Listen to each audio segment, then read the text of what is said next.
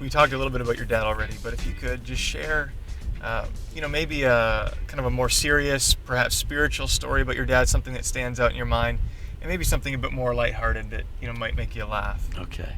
Well, probably the laughing moment with Dad is Dad's moment when he, Dad was very, not only was he powerful in our church, he was powerful in our community and state.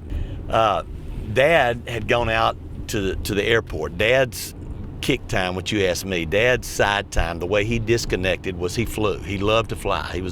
Dad was a good pilot. Now, he couldn't see other airplanes, but he took off. He flew. But he was coming out of the airport, and there's a stop sign there, and you would know where it was when you hear it's where the viaduct is that goes over the railroad track there by Beulah Lake. And Dad was coming out, there was a stop sign, and Dad looks back, it's easy to do, and he rolled through it. Well, a trooper pulls him over, a state trooper, and usually when Dad gets out, being he was so visible in the community, people recognize him, say, okay, Reverend Mangun, you ran a stop sign there, make sure you stop next time, pray for me, and I'll see you later, and they don't. Well, this guy starts writing him a ticket. And so Dad says, a yield sign. He said, yes, sir, I know a yield sign, but that was a stop sign, you didn't stop. He said, yes, I know that didn't stop. But he said, I'm chaplain for the state police and for the Rapides Parish. He said, yeah, I know. I know that you're our chaplain. He kept writing. He said, doesn't the state police use our ballpark? He said, wasn't you out there at third base a couple of days ago practicing on our ball field? He said, yes, sir, I was. Keep on writing. He said, here's your ticket, Reverend Mangun. Have a nice day. Well, my dad, nothing has ever bothered him, Matt. Nothing.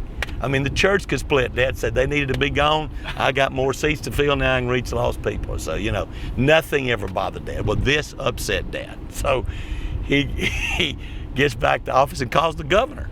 He said, Governor, this man just stopped me. And he said, I did roll through it, but he said, there needs to be a yield sign there. And he said, he wrote me up and wrote me this ticket. He said, well, Brother Mangun, I'm sure that there's people there that have, he said, but that man, he should have understood you and how you've helped people. He said, I tell you what we're going to do. We're just going to transfer him to New Orleans. And Dad, boy, that upset Dad because Dad loved. He said, oh, no, you're not going to do that. That'll tear up that young officer. He was a young officer. He hadn't been working but just a few days. And he said, no, that will tear up that officer's family. You're not going to do that. He said, but one thing I want you to do, and you can see Dad right now, he said, I want you to put a yield sign there instead of a stop sign. And the governor told Dad, there'll be a yield sign before darkness tonight. And Matt, still there today? There was a yield sign. Well, it's not there anymore. There was a yield sign. I'm going to finish the story, though. There was a yield sign. So when the contractor that they put new bridges now, that road is no longer there, it's all new. Okay. So I went to the contractor who is a part of our church, and I told him, I said, it would mean life to me if you would give me that yield sign. So when they started doing the road, he took the yield sign and gave it to me. So it's nailed up in my garage, in my home, where I park that yield sign. And every time I look at that yield sign, I have just a great moment of thought of Dad, getting a stop sign, calling the governor to get a stop sign changed to a yield sign.